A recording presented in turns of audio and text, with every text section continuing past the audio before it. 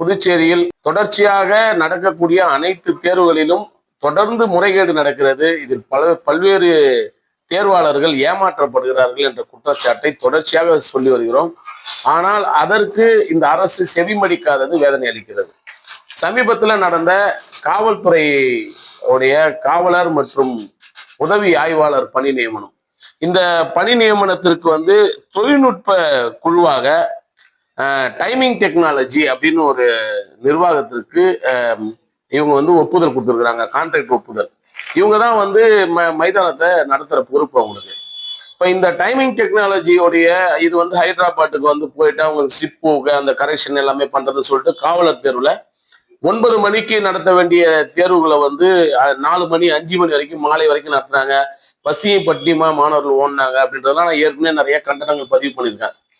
இப்ப நடந்து முடிந்த உதவி ஆய்வாளர் பணி நியமனத்துல இதே நிலை நீடித்து மிகப்பெரிய பாதிப்புகளை மைதானத்தில் ஓடிய பெண்கள் 1500 பெண்கள் விண்ணப்பிச்சிருக்காங்க. அதுல அற்பமாக வெறும் 74 பேர் மட்டும் தேர்வு செய்து எழுத்து தேர்வுக்கு தேர்வாயிருக்கிறாங்க. இப்ப வந்தவங்க எல்லாரும் என்னன்னா, நாங்க மேனுவலா கைத்தட்டி எங்களை ஓட சொன்னாங்க. இன்னொரு முனையில சிப்பு வச்சிருந்தாங்க. எல்லாமே திட்டமிட்டு நடந்தது போல இருந்தது அப்படின்னு சொல்லிட்டு சில குற்றச்சாட்டுகளை இருக்கக்கூடிய தேர்வாளர்கள் சொன்னாங்க.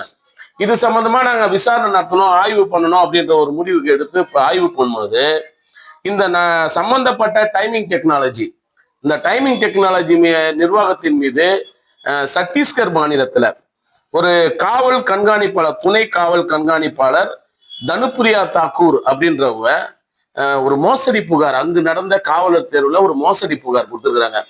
இந்த மோசடி புகாரின் மூலமாக அந்த மாநிலத்தில் குண்டு எறியக்கூடிய அந்த 20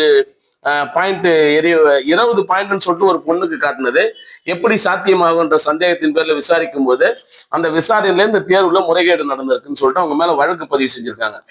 ஒரு வழக்கு பதிவு செய்யப்பட்ட டீமை புதுச்சேரி மாநிலத்துல தேர்வு செய்தது யார்? இவங்களுக்கு என்ஓசி கொடுத்தது யாரு? ஏன்னா ஒரு வழக்கு இருக்கக்கூடியவர்கள் காவலர் தேர்வுக்கு முறைகேடு செஞ்சவங்க காவலர் தேர்வுக்கான பணி நியமனத்துல ஈடுபடக்கூடாதுன்னு ரூல் இருக்கு.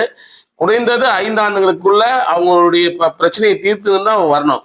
2024 போடப்பட்ட வழக்கு இன்னைக்கு 2025-26 நீங்க எப்படி இவங்களை தேர்வு பண்ணீங்க?